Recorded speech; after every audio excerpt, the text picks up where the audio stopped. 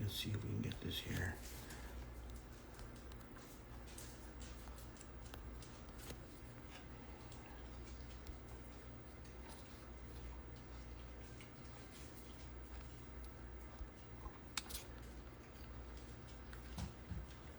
All right, hey, as you guys are joining, appreciate you guys being a little bit early. Let me get our guests invited in here.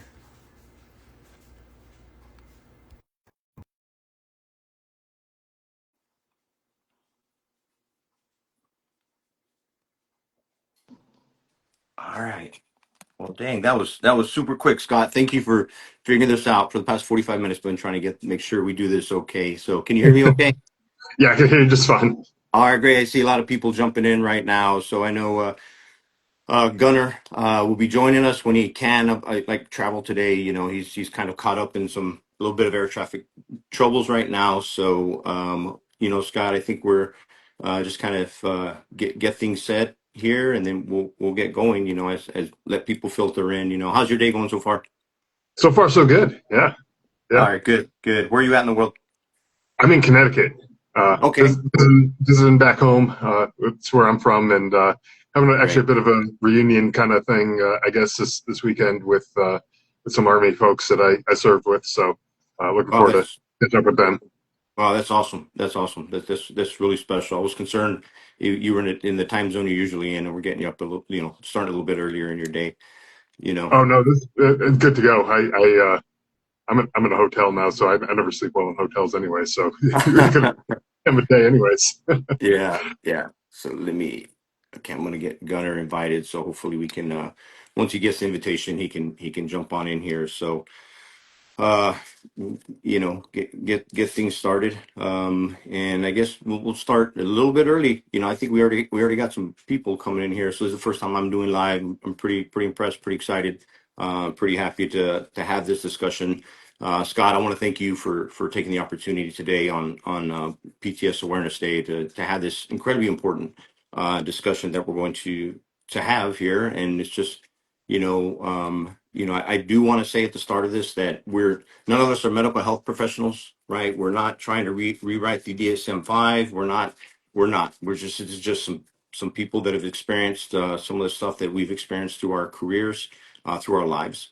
And we're just going to have an open and honest conversation because, I think one thing that can't be disputed with regard to PTS and the discussions and the need to diminish the stigmas and everything associated with that is that peer to peer is the best, right? Who better to empathize than someone that has experienced those same things. So, I just want to be sure that we're starting off with that, and no one thinks I'm a medical health professional. I'm giving advice. No, I'm sharing my dos centavos just like you are going to, and when Gunner, when his plane lands and he's able to jump on, he will be as well.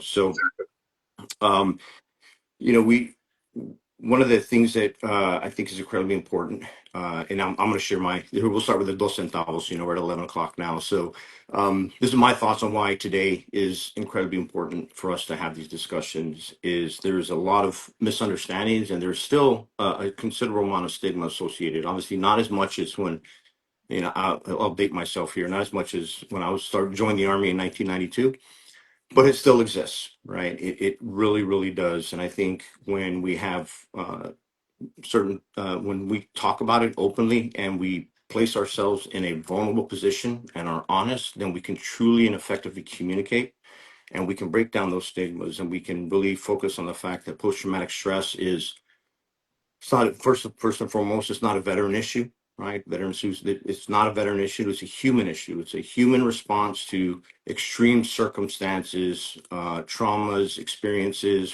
whatever it is. It's normal. It's absolutely normal. And I hope people were to think about this in a way where it's good to feel, because if I did not feel, if I didn't have empathy or have certain types of emotions for experiences, then I'd probably be a sociopath, right? So this is actually the good side of things. So that's why I think today's discussion is incredibly important. I welcome your thoughts, Scott. Yeah, just exactly what you were saying. It's a normal human reaction to abnormal situations, so traumatic situations. You don't always uh, humans aren't supposed to be in combat or in again, it's not a veteran issue necessarily. It's a human issue. So combat is one of those things, but car accidents, death of a loved one, other traumatic experiences that you go through, those aren't normal, and so our body has to do something, our minds have to do something to kind of adjust for that. And that's where we start to see the symptoms of post-traumatic stress come through, is when we're experiencing those types of traumatic events. And so I like back when you joined, like you were saying, I was very much the same way. I thought people with PTSD, it was the folks who saw the worst of the worst of combat and all the horrors of war and all those things, IEDs and all the stuff that goes with it. And that's true. I mean, that's part of it. But the more I've gotten to learn about it, that's just one piece of it. It's a very complex situation. Yeah, I agree. I'm sending Gunnar the invite here. I think you just bumped Okay, in. sorry. Yeah, no, I agree. And here's something I'll add that I failed to mention a second ago, and why I think this is incredibly important. I'm going to be honest and open front, and share with everybody. For those that have have had the opportunity to chat with and talk with, and everyone knows I'm very open and empathetic and kind and compassionate. But I'll be honest, I wasn't always this way. I'll admit I was part of the problem. There were several examples that I won't recall here. I've only got 30 minutes, of where I contributed to the problem. We had junior guys on the team come to me and overseas, and following some pretty significant events, and I was part of the problem. I and I've apologized to all of them since then. I've hoped, but I was part of the problem, and I'll be completely honest about it. I absolutely was, and that's why it's being honest about this discussion is incredibly important. The good, the bad, the ugly, the pretty, all of that.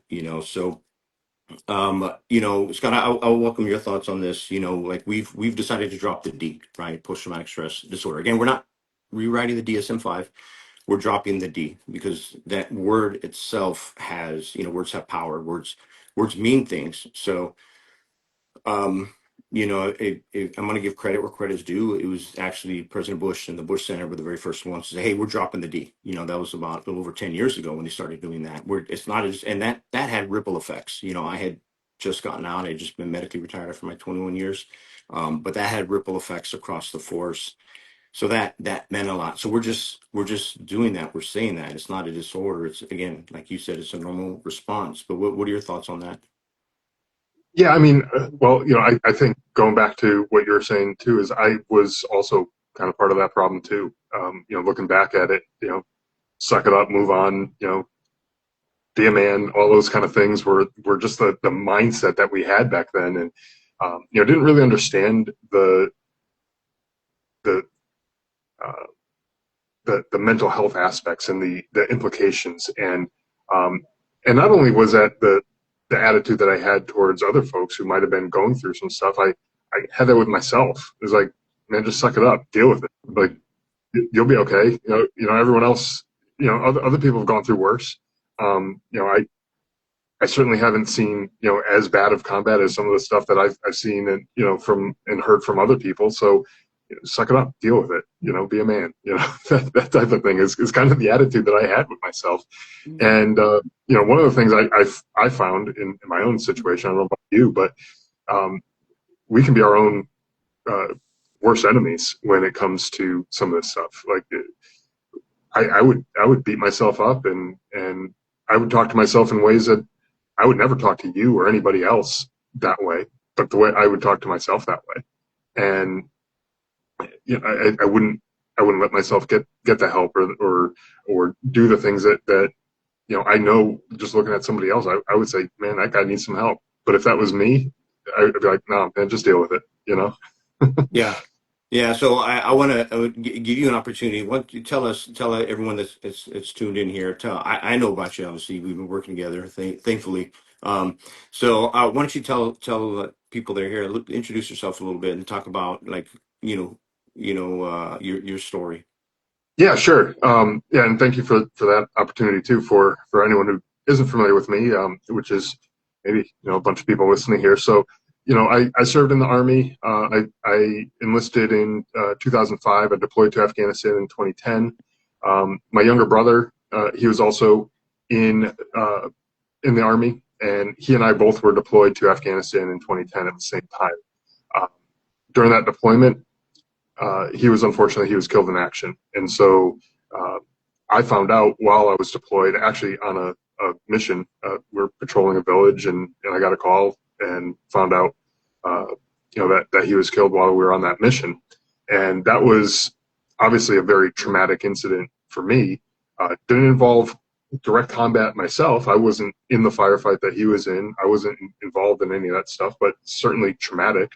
Um, and not to say I didn't experience any combat. As a matter of fact, some of the combat I experienced was just minutes after finding out that my brother was killed, which kind of compounded the issue.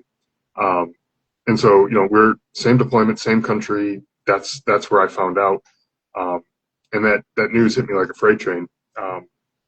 But like I said, we were in a firefight just minutes later, and so I didn't get a chance to process any of that grief or sadness, and it very quickly turned to anger. When bullets started flying, I just funneled all that grief into anger, and that's kind of how I started to deal with it. And I just got to be this angry person, and I just figured that that's just how people deal with this kind of stuff, and or at least that's how I was going to deal with it. Um, right, wrong, or indifferent didn't matter. That's just how I was going to deal with it. And I came home, a little while later, and I continued to just be an angry person and hyper vigilant too, especially around my loved ones, my family members and stuff. Like I didn't want to lose anybody else, and so any little noise, any little anything that it would just set me off. And I was there. I was a big protector. I wanted to make sure that they were okay, because I obviously wasn't there for my brother to be able to protect him, and I wasn't going to make that mistake again. So really, really affected me in a big way.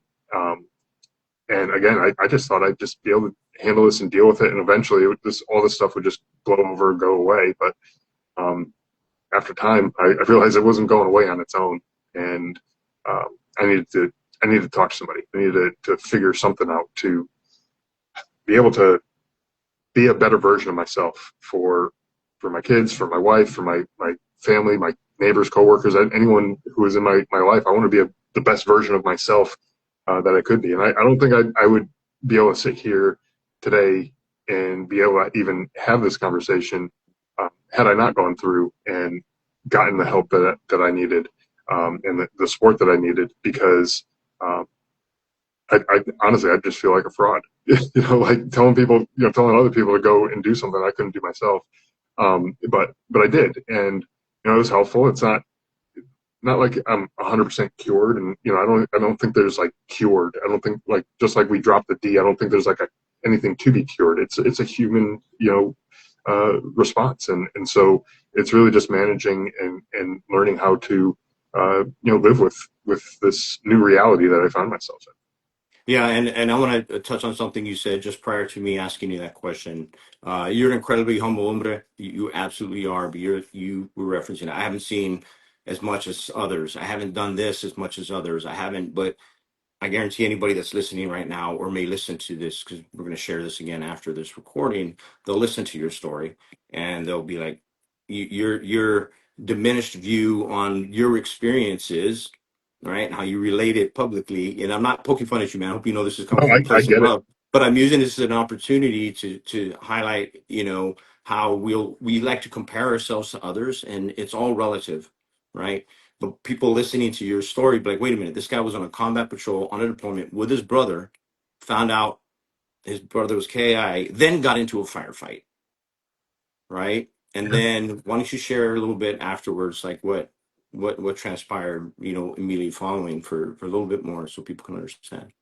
Yeah, just real quick before I do that, I just want to go back. That just goes back to what I was talking about how I talk to myself differently than I talk to other people. That's like a perfect example of that. I'm actually glad you highlighted that and called me out on that because yeah, that's true. Hearing you say it, I'm like, yeah, if I was to put myself in somebody else's shoes, I would completely understand where you're coming from and what that sounds like to somebody on the outside looking in. And yeah, I guess that's another area I got to work on. I gotta work on that. So, but yeah, so immediately following, finding out my brother was killed, like I said, we got in a firefight. My initial reaction was I just wanted to just start shooting. I just wanted to start killing people because I was that level of angry, um, and I knew like I got myself together, but um, I realized that if I was to go and do something stupid, then I'm putting my guys in danger because I was in charge of them. Um, I had to be there for them too, and so that's where I like it can make a kind of analogy of putting stuff in a box and put it in a closet or in an attic or putting it away in storage someplace. But that's what I did with the grief and the survivor's guilt and the all the things that were going along with my brother's death. I I felt like I was actually putting it in a box, taping it up, putting it in a corner or in a closet or something like that, and thinking, you know what, I'll come back to it when I'm ready to. Problem was, I didn't come back to it. I just hung on to that anger because to me it was easier to just feel anger um, and just be angry. It felt like the right thing to do for me, anyways. Um, So after I what got was it home, like? What was it yep, like? Escorting your brother as far as you could. yeah, that was a tough thing. That's So that's what I would like to just talk about real quick about that part. yeah, sure. So yeah, I was able to escort him out of Afghanistan, and so, but only as far as Kuwait. That was where the flight landed, and that was hard for me because in the army, anyone's ever served knows you never leave a fallen soldier. Yeah. And that soldier just happened to also be my brother. And when they told me, no, you have to go your separate ways, I felt like I was betraying him. And not only did I feel like I betrayed him because I wasn't there when he needed me the most ever in his life. He needed somebody there uh, to literally take a bullet for him, and I wasn't there for that. That I felt like I betrayed him. But then also just leaving him behind as I continued on my way home and leaving him behind in Kuwait, like that just didn't sit well with me, and it didn't for a very long time. And it they were telling me, you're better off to your family. Your family needs to know that you're safe and that you're home, and Hmm. and you need them and all that. And that's absolutely true. All that stuff is true. But for me, my mission was him. I needed to be there for him, and I was getting ripped away, and that was a tough thing. That was Yeah, very tough. yeah, and that's add a little more context to like why I said we will look at others, we'll look at ourselves and be like, well, I got it this, and it's from a personal perspective, everyone needs to understand. I really think it's important that people it they're whatever caused this for you to whatever was causal for post traumatic stress that it's all relative, right? No one is stronger or weaker for events that may have affected someone that may not have affected another. And I think I think it's good for us to vocalize that. I'll speak personally now. Like the events that wait for me when I close my eyes at night, the things that I still remember, the little things that will affect me in my day to day life. They're not what I think people would, from the outside looking in, again, like think it is. Whether it was a firefight or some dire situations or getting blown up or none of that. It isn't that. It's those feelings, those moments of feeling helplessness. And I'll share briefly, real quick. There was a moment where was doing yeah, I was an SF guy. I did a lot of cool things, but one of the things I love to do was as an 18 Delta Special Forces medic was treat the locals and treat children and women. So in Afghanistan, they brought me this baby. It was like a few hours old. I took care of it as best I could. I mean, it was brand new. We had, hundreds of children and women and men lined up in this big medical civic action project going on in this town that we needed to be at. And I remember doing it and swallowing it in this Winnie the Pooh blanket. and giving the mother formula because she was emaciated. She didn't have milk. And I'm like, hey, this is how you do it. I was super excited. And I saw that child as my own. Later in that evening, we had a mission, did some stuff, one terrain feature over, and then we were coming back, driving through the same village, Afghanistan, one way in, one way out, right? I mean, my team, we didn't have the luxury of all birds, all the helicopters taking us and picking us up. We didn't have those assets. But driving through that same village, I saw that we need poop blanket hanging in a window. So I'm like, well, why are they doing that? Like this should be for the baby. And so I stopped real quick. Hey, I'm gonna do a quick check. The convoy was moving, relatively, at a moderate pace through a village. We don't want to kick up dust and piss anybody off, right?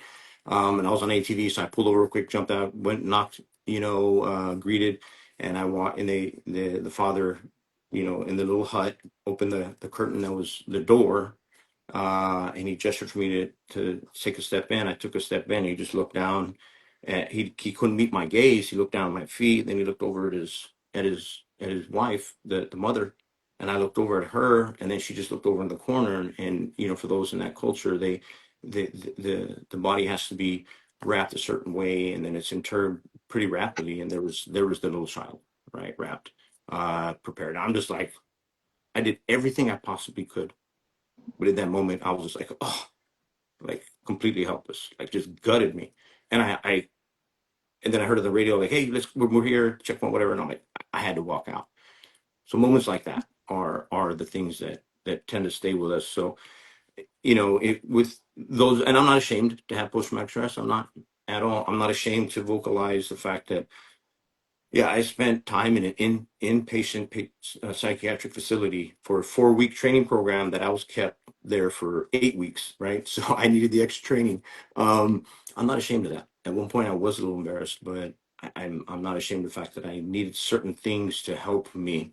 Um, and while we talk about post-traumatic stress, I think it's good to talk about second, third order effects of one individual having it and the impact it has, not just on that individual, but their support system, their loved ones, particularly their family, when it does surface in everyday life. I can't, I have 3 sons, 2 grandsons now.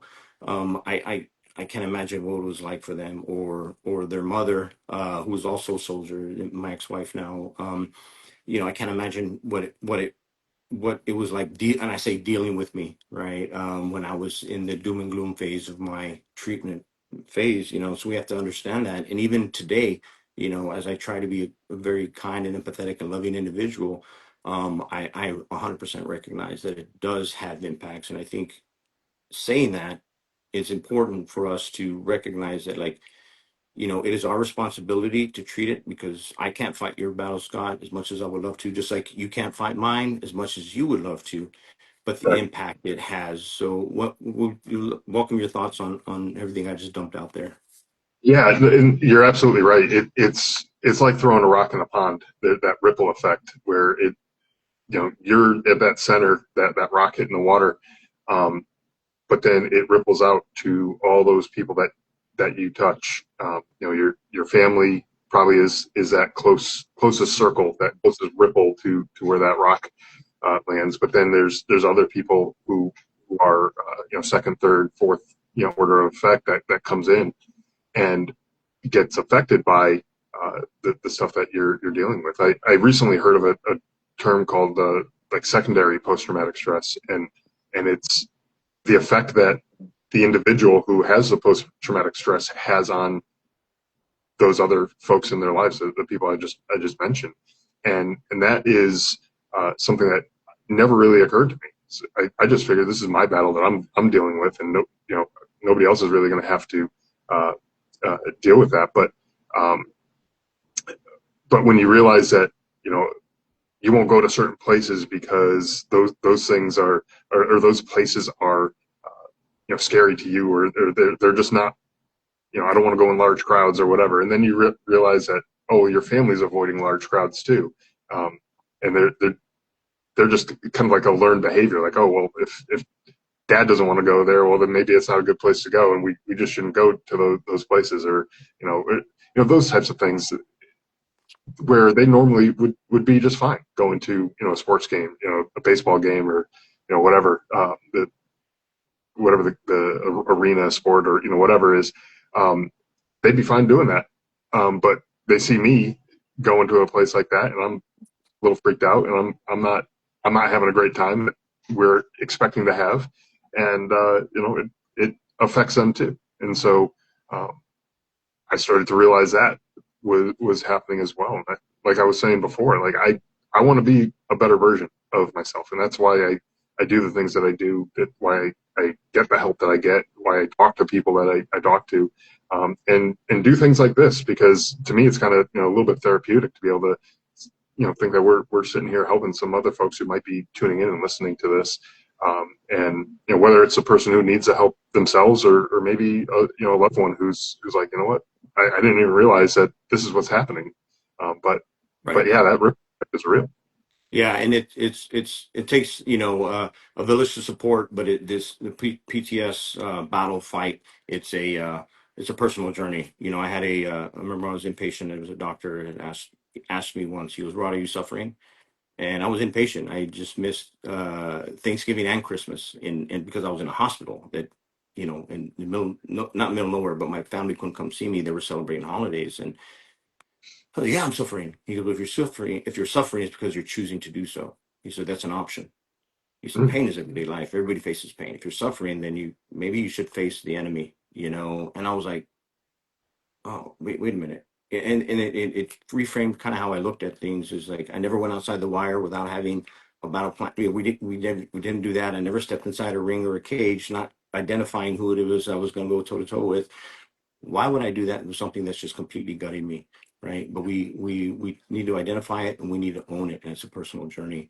We have to understand the impacts it has with others. So let's pivot and talk about like our efforts with building the National Global War on Terrorism Memorial in Washington D.C. and how I believe this memorial is going to save lives, right? And one of the things that I run into quite a bit when I meet someone, if they happen to know my background or something, even you did it, Scott, you did it too. You're like, hey, Rod, I'm so and so, whatever. I just did this, right? There's that natural diminishment of service and sacrifice that we do. yeah, Um, it's cultural. I'm not sure. It's just something that we do when we look at someone that thinks that has more, done more, then we're like, oh, I'm not that. When it's like, look, we're all just humans. Um, so one of the things one of the reasons I believe that our memorial will save lives is because when I started working on this project in 2016, the people that were most against it was the veteran community and their families, and I didn't understand why. I'm like, why are we doing this? It's silly. We don't need that. We don't. And then I was thought about it for a second. Then so I started asking the question, well, did you know someone that doesn't come home, and does their family deserve it? Absolutely. Or maybe someone that came home that's struggling today, do they deserve it? Absolutely. I said, good. You think about them, I'll think about you. And that's when I realized that we naturally diminish our service 100%. hmm And as of yet, in this incredibly complicated multi-generational war, our nation has yet to, as a nation in the city that makes the decisions and writes the policies and sends our sons and daughters, mothers and fathers off to war, fully recognize the service and sacrifice in this war, right? So through our efforts, we'll make the nation take a knee in reverence and sanctity to thank them. Now, I really do believe that once we succeed in this and once we get that, then it is my hope, it is our hope, you're part of the team too, to impart that value onto those that have served in this incredibly complex and complex, difficult to find war and their families. And once we impart value onto someone, what is that person not going to do? If I feel valued, if I feel loved, if I feel like I've made a difference, you know what I won't do? I probably won't kill myself, right? right, And we'll be able to process that because people have to understand, like I didn't write the policies that sent me to war or sent my son to war, sent you to war. I didn't make those decisions. This memorial is about people. It's about recognizing this incredibly complex, the service that has and sacrifice that has occurred, and as you said, the ripple effects, right, of that. There are millions and millions of stories of I think our nation's finest, those men and women that step forward to serve and defend us all, and their families that no one even knows or hears about. You're one of three team members in the foundation that has lost a personal loved one, right? You you've lost your brother, our chief of staff. Jennifer, God bless her, lost her husband on the same deployment. And one of our board members, Isaiah Vamoto, lost his son on one of his deployments, right? And they were in the same unit. So that's been something that we really do. So I definitely welcome your thoughts on this. Yeah, I totally agree with what you're saying.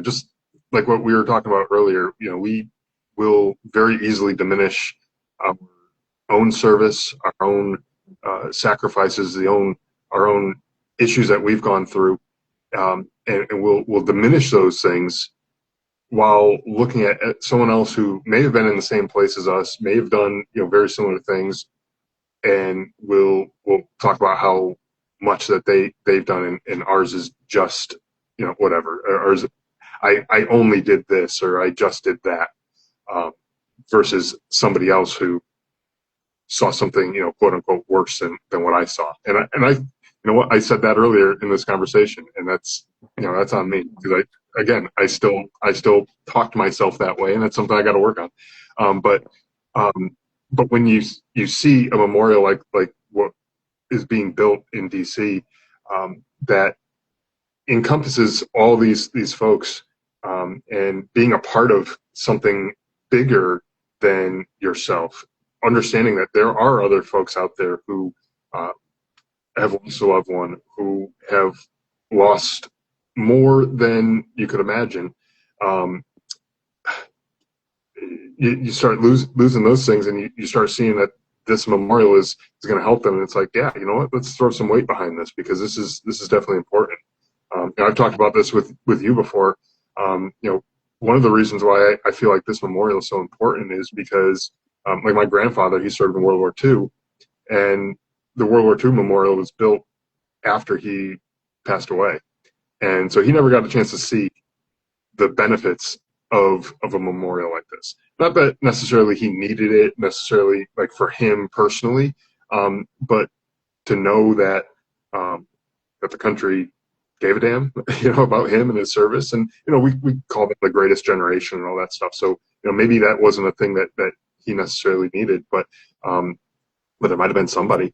Right. There might have been somebody there who needed that, to hear that message, to see that memorial be built, and honor their sacrifices. And I think I was talking with you once. It's like I'm just glad that there's going to be a memorial before we have to be in wheelchairs being pushed off a plane to Yeah. go check. Absolutely. And this is a great opportunity. I see Gunnar, thank you for joining us. I saw you jumped on, but then lost for a second. I appreciate you and your incredibly busy schedule joining us. But I part of this apologize, conversation, Rod. no apologies. So I think it's important that during this conversation, we recognize, particularly within the global war on terrorism, that it wasn't just us uniformed service members out there serving and fighting and doing these things, which is why I'm incredibly honored to welcome Gunnar, who served in the FBI and was actually attached to my Special Forces detachment in 2006, and a member of the team as well, to the conversation, and to expand it and really talk about this. Like, PTS is not a veteran issue. What's occurred in the global war on terrorism is not just solely a veteran issue. It's all the uniform veterans. We had non-uniform veterans, and it's what Gunnar is our Jawbreaker Fellowship non-uniform veteran. So Gunnar, I would really love your thoughts and experiences on some of the challenges your peers, particularly within the FBI, have faced within discussing post-traumatic stress. And from my understanding, we think the stigma is bad in the military. When you get into the LEO space, even just your local, police departments, counties, sheriffs, cities, and even the federal law enforcement agencies, like Gunnar served for many, many years and retired from pretty recently. That area, I think, needs a lot of work. So Gunnar, I'm going to hand it over to you for your thoughts. Well, Rod, Scott, it's great to be with you, and I apologize I was late. I've been struggling with some travel today, and it's a fascinating topic, post-traumatic stress. And treating it more like an injury and less like a disorder. I think we've been talking about. I've been listening to both of you talk for the last 10, 15 minutes while getting on the call, and thinking about the issues that many law enforcement officers have, and how these stressors build up over time. It doesn't have to be one kind of cataclysmic event, but that always being in harm's way and always ratcheting up to 10 where your life is in danger, and that stress, how it builds up, and then not having the outlet. In the military and in the law enforcement community, we all work out pretty consistently. We take care of ourselves. We go to the doctor every year, do our checkups, things like that for physical health. But what we're not doing is that side of the mental health piece. And how do we get better? And to your point, Rod, remove some of the stigma. As an FBI agent, in the United States intelligence community, if you report, to your chain of command that, hey, I'm seeking mental health treatment, there's always been some question about whether your clearance gets called into question, and then you can continue to serve and those sorts of things. And so how do we change that mindset so that we have less people struggling, with their mental health awareness and being successful in their life, personal, private, everything, so they can be the best version of themselves without carrying all this baggage? Because too many people are just carrying this baggage all the time, and then when it breaks and something happens, then all of us sit back and go, I didn't realize they had all these demons in the closet and carrying all this baggage by themselves. I really wish they would have asked for help. But we're trained not to ask for help in that mindset and that mental health capacity is, and change it. How do we change that in the culture, in the law enforcement culture, the military culture, so that people can seek treatment earlier? And we're pushing it. It's not waiting to something to happen and being reactive, but let's be proactive in our organizations, the United States military and in law enforcement, of doing mental health screenings, just like we do physical health screenings every year. Hey, how's you got physical fitness? You in good shape? Oh, you got a knee issue? Let's take care of that. What can we do it? Same thing for our mental health. We need to change that mindset. Yeah, I agree, and I think it's let's talk really about the warrior mentality, right? It's not just to the uniform veterans, because I remember many times in mission briefings with you, there was your play side, there was no different, right? We'd go on target, we're all wearing the same stuff, carrying the same stuff. There's no difference. There's that warrior mentality, and that's important, right? I hope we're not coming across as like, oh, we need to diminish that. No, that is very, very important. But I think in today's culture, we've lost sight of the fact of how other warrior cultures many, many, many, many moons ago welcomed them home, right? Let's just talk about what would occur, in the Greek or Roman times, right? They would send the warriors off, and then when they come home, what would they do? They would gather in some type of amphitheater, and then they would act it out. They would portray these stories, maybe not all of them acting it out, but what that did was everyone would get together and they would watch these plays, these portrayals of these battles, very, very graphic in nature. It did two things. It allowed the veterans, or those that experienced it, to sit amongst their peers, to be together as citizens of a nation, witness that together, but then welcome, make them feel like, okay, I'm not a monster. Um, but then in addition to that, what that did for those that weren't engaged, those that maybe not were involved in the battle, it allowed them to have a greater understanding, to empathize with those that had. So the two things it did is it built a community together, and it provided those opportunities to heal through engagement. It allowed us to do that. And many other warriors, I use the Greeks and Romans, the easiest one I think that we can all point to with regard to how they did their engagements, but that happened in many, many other warrior cultures. So over time, because the warrior class, let's just call it that, has gotten so small, there's a huge misunderstanding, and we don't understand. People just don't get it, and it's not their fault. There's a tremendous level of ignorance, but we don't want to soften those conversations. That's why today is a real. This is a war, right? War is not pretty. We're not going to soften this. We're not going to call this a conflict. This is a war.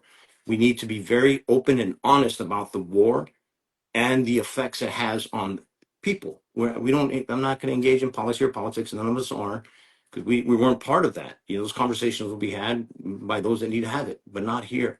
This is a place of healing. And we need to get back to that and realize that, and hopefully retool the culture, because the two things will happen. Once we succeed in this memorial, there'll be a greater understanding of the impact on the veterans, uniform veterans like yourself, Scott, the non-uniform veterans like yourself, Gunner, to, you guys will feel like, okay, I'm okay. I'm not the only one that felt this way. I'm not the only one that engaged in things. But then the hundreds of millions of Americans that may not have known or even understood or really, really didn't engage, which is a good thing. They'll have greater understanding and realize, look, we're just regular, average, everyday Americans that made certain decisions that put us in certain situations. And it's those situations that we had. And we share post-traumatic stress with those that didn't go to combat. We share post-traumatic suicide it's insane in our demographic. And I say ours, that includes uniform and non-uniform, for the veterans. But then, it gets us back to zero, gets us back to center, and realize that post-traumatic stress is a normal reaction, a normal human reaction to extreme situations and events that we may have participated in, we may have witnessed, or may have occurred to us, right? And it's not exclusive to, the two-way rifle range. It's not exclusive to getting blown up. It comes in so many forms. That's why post-traumatic stress is just post-traumatic stress. And having these important and honest conversations is very important. So I know we're over time a little bit, and I think I'm going to take a little liberty here. But I would love each of you to share a story that you're aware of someone that that was it can be personal, but how they faced it on their own, and the outcome and kind of where they are today. Scott, I'm gonna let you go first. Yeah. So I have too many stories, unfortunately, too many stories to pick, any just one. But I think a common theme that comes up with folks who have gone through this and have dealt with it in a, let's just call it a healthy way, right? Not in self-destructive behaviors, drinking, drugs, and all the things that go along with that often unfortunately has some destructive tendencies. The folks who came out on the other side of this in a healthy way, two things I found to be in common. One is physical activity, doing some sort of physical thing, getting your butt up off the couch, getting yourself out of bed, getting outside, doing something physical, and just getting outside of your own mind. Go for a walk, go for a run, go lift something heavy, and go do something that helps get you out of that cycle that you get in your head. The other thing is they don't do it alone. They have, whether it's a therapist, whether it's a buddy, whether it's whoever it is, they're not struggling on their own. They know that there's an issue. They know that they are having some trouble. But the biggest thing is that they don't go it alone. And that I think when you start doing that, when you start isolating, when you start just keeping everybody away, that's when you start spiraling, get worse and worse, and that's obviously not a place that you want to be in. So the two takeaways that I've kind of seen through my experience, through the dozens and dozens of conversations that I've had with folks who've gone through this, gone through hell and back, is those two things: doing something physical and not doing it alone. And I think those are two big things. The only other thing would be, to find your why. Why do you want to be a better version of yourself? Why do you want to, get through this? For me, it was my family. I wanted to be a better version of myself for my family, and make sure I can get through this for them, so that I'm a better father, a better husband, a better, whatever, fill in the blank. I want to be a better version of myself for them, and that for me was enough. That's enough reason to say, what, I'm getting out of bed today. I'm going to go for a run. I'm getting out of bed today. I'm going to go to my therapy session, or whatever the case may be. But that's what pushed me forward, and that's what got me going. Good. Thank you, Scott. Gunner, what are your thoughts?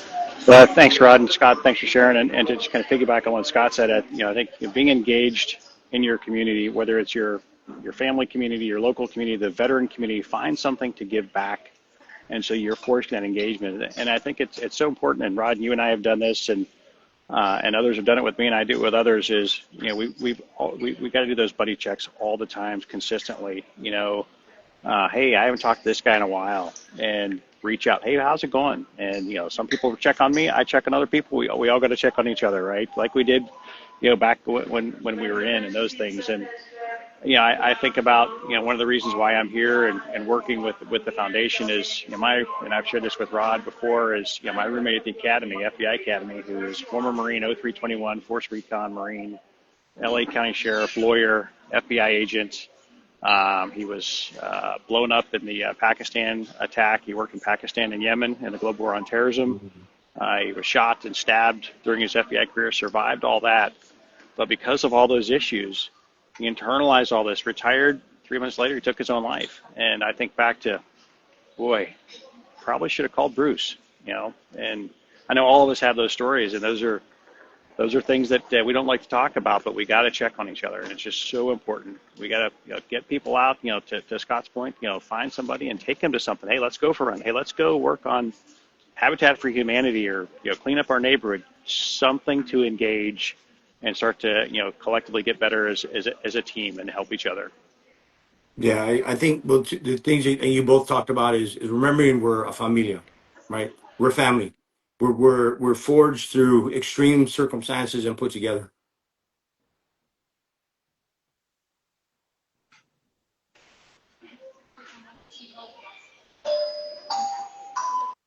Any foundation, right? All the amazing programs that they have, whether it's like Team RWB, right, where that amazing feat they did, Sully and his crew, organizing, ran a flag across the United States, in a healthy way, right, and just inspiring that, and just coming together and remembering, hey, you're not alone, and it goes back again. That's why I call it coming back to zero.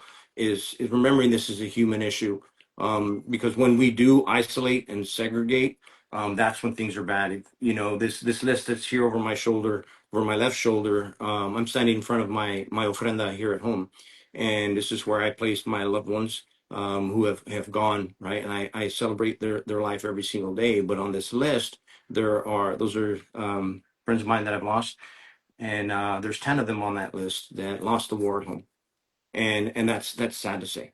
That is really sad to say, but it's a reality. So we need to, have these conversations and realize it's not a weakness. I'm not any weaker. As a matter of fact, I am far more capable and stronger as a father, now as a grandfather, as a partner, than I ever was when I was at the peak of my career as a Special Forces Green Beret. Only because I realized, look, I'm just human. I'm not indestructible. I can't run through walls. And certain things happen to me. I'm not going to hide it. I'm going to address it. I'm going to fix it, and then that'll make me stronger for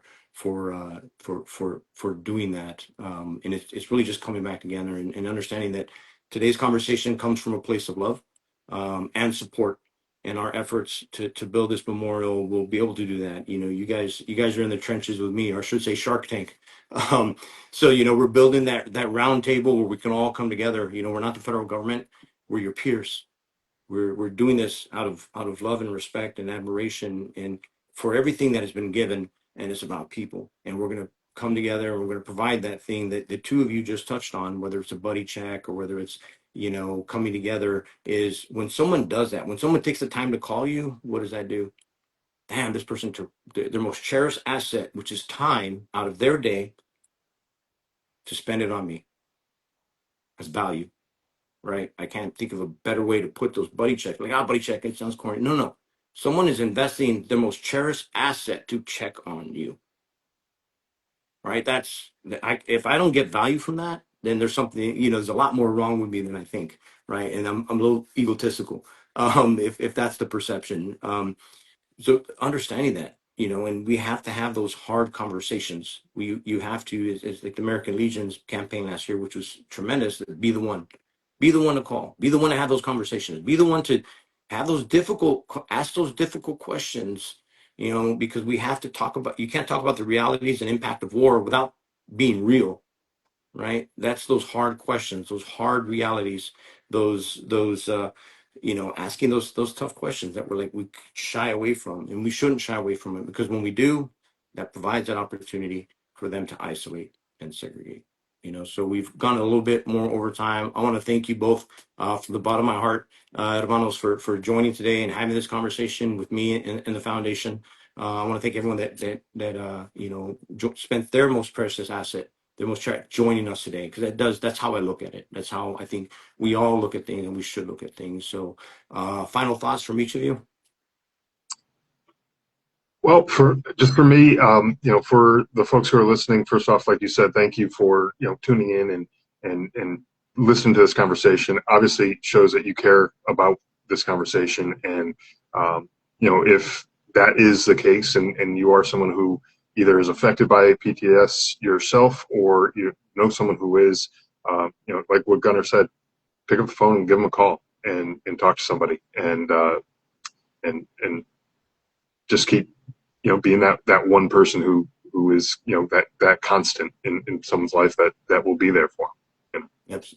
Absolutely, Gunnar. Yeah, let's just try to be a little bit better today than we were yesterday. And this is a great journey. Been on it with Rod and Scott for a number of years now, and really looking forward to seeing this all the way through. And it's a privilege to be part of this team. So thank you, Rod. Thank you, Scott. Well, thank you both. Thank everyone that was here. I want to thank my team for setting this up and having this idea. The entire team foundation team is phenomenal. Our supporters are great from the top on down. So thank you all. I pray that you all have a blessed day, a blessed weekend, and a spectacular 4th of July coming up next week. Gracias and Godspeed. Thank you. Stay safe. See ya.